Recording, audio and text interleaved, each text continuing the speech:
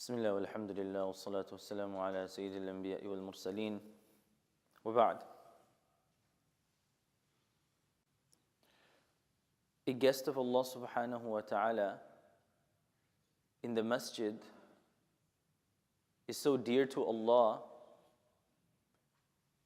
that we learn in one hadith from the 7 people who will get shade on the Day of Judgment, when there will be no shade apart from the shade of Allah, is that individual قَلْبُهُ مُعَلَّقٌ بِالْمَسْجِدِ. His heart is connected to the Masjid. Even when he's not in the Masjid, his mind is always concerned about how he can make it to the Masjid at some point. This quality of wanting to always go to the Masjid and think about the Masjid is such a powerful quality, because it's not only a sign of our actions, it's a sign of our heart.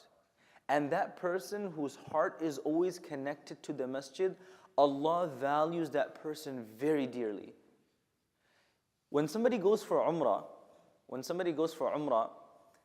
and I've had multiple experiences like this, they'll come back and they'll say, you know, the one thing I've noticed about the Haram, Mecca and Medina, the one thing I've noticed very interestingly is, for everybody in that area, their entire schedule revolves around the Salah. It's not the other way around. It's not that, okay, my work is from this time to this time, so I'm going to accommodate my Salah for this time to this time. Or I have X, Y, and Z meeting, X, Y, and Z hobby, X, Y, and Z responsibility, so I'm going to schedule my Salah around that. Their entire Salah, if you look at the traffic, if you look at the stores, if you look, everything revolves around the Salah over there. And that's very beautiful, because when a society revolves around Salah, the Masjid, it's a sign that that society is getting its lifeblood, it's getting its sustenance, its oxygen directly from the Masjid. And as I mentioned in the beginning of these sessions, coming to the Masjid is a privilege of Allah subhanahu wa ta'ala. Imagine a friend, a person who invites somebody to their house, and that person who comes acts all nice, presents themselves as somebody who cares and is concerned, but the moment they leave, the host sees in the face of the guest that they're not interested to come back again.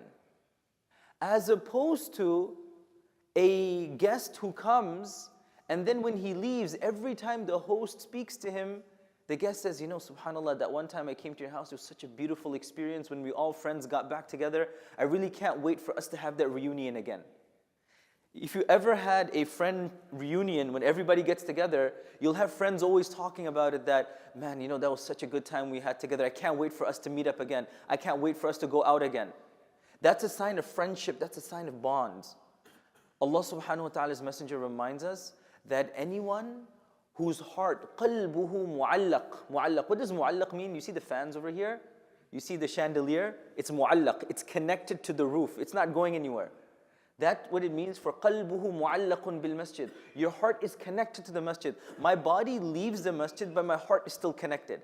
So I'm going to go to work and I'm thinking to myself, subhanAllah, okay, you know what? I'm really far away from the Masjid, so I can't come for Dhuhr. But okay, you know, when I get back from work, I can't wait to come back for Maghrib. I can't wait to come back for Isha.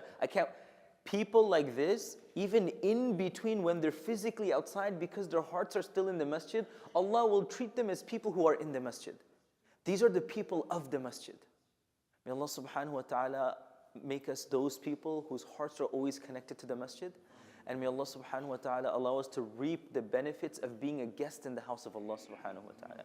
Ameen ya Rabbil Alameen. Jazakumullahu khairan. Wassalamu alaikum wa rahmatullahi wa barakatuh.